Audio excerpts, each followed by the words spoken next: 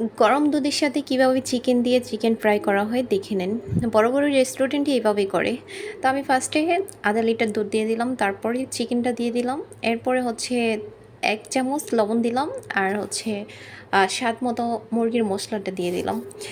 তারপর হালকা নাড়াচাড়া এভাবে করে কিছুক্ষণ এভাবে হালকা নাড়াচাড়া করতে হবে। প্রায় 10 মিনিট যখন আমি নাড়াচাড়া করব, তারপরে হচ্ছে মুরগিটা সিদ্ধ হয়েছে কিনা তা আমি বুঝতে পারবো। এই যে এভাবে এরকম একটা কালার আসবে, কালার আসার পরে আপনারা বুঝতে পারবেন, কালার আসার পরে আপনারা বুঝতে পারবেন যে এটা ভালোভাবে সিদ্ধ হয়েছে কিনা। আপনারা যখন এটার কালার দেখবেন তখনই বুঝবেন এটা সিদ্ধ হয়ে গেছে। আমি এখন এক এক করে সবগুলো মুরগি তুলে নিলাম। একটা বলের মধ্যে 2টা ডিম আর হচ্ছে গরম দুধ 1 কাপ পরিমাণ ঢেলে দিলাম। দিয়ে এটাকে ভালোভাবে আমি পেস্ট করে নিচ্ছি।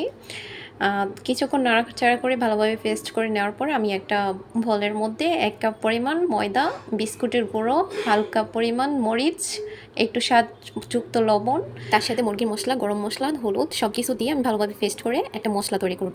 এটা স্বাদযুক্ত একটা মশলা তৈরি হলো। তারপরে আমি ওই ডিমের মধ্যে হচ্ছে মুরগির রোস্টগুলো এক এক করে ভালোভাবে এপিট ওপিট ভালোভাবে ভিজিয়ে নেব। এগুলো উঠিয়ে আমি হচ্ছে ওই মশলার মধ্যে ভালোভাবে এপিট ওপিট করে ভালোভাবে মেখে নিব, মেখে চারপাশে লাগিয়ে নিব। এখন চুলার মধ্যে কড়াই বসিয়ে পরিমাণ মতো তেল দিব, আর এক একটা চিকেন তেলের মধ্যে দিয়ে আমি এপিট ওপিট করে ভালোভাবে এটা ভেজে নিব। ভেজে নেওয়ার পর আমার চিকেনগুলো যখন লাল কালার চলে আসবে, এরকম একটা কালার চলে আসছে, তখন এটা বুঝে নিবেন যে ফ্রাই হয়ে গেছে। এটাকে আমি একটা প্লেটে ভালোভাবে তুলে নিলাম। তুলে নেওয়ার পরে দেখেন কত সুন্দর হয়েছে। চিকেনগুলো দেখতে যতটা সুন্দর, খেতে তার চেয়ে বেশি সুস্বাদু। বড় বড় রেস্টুরেন্টে এরকম করেই চিকেন তৈরি করা হয়। রেসিপিটা ভালো লেগে থাকলে আপনারা অবশ্যই বাসায় এটার টেস্ট করে দেখবেন, আর পাশে থাকবেন যেন নতুন নতুন রেসিপি আপনাদের সামনে নিয়ে আসতে পারি।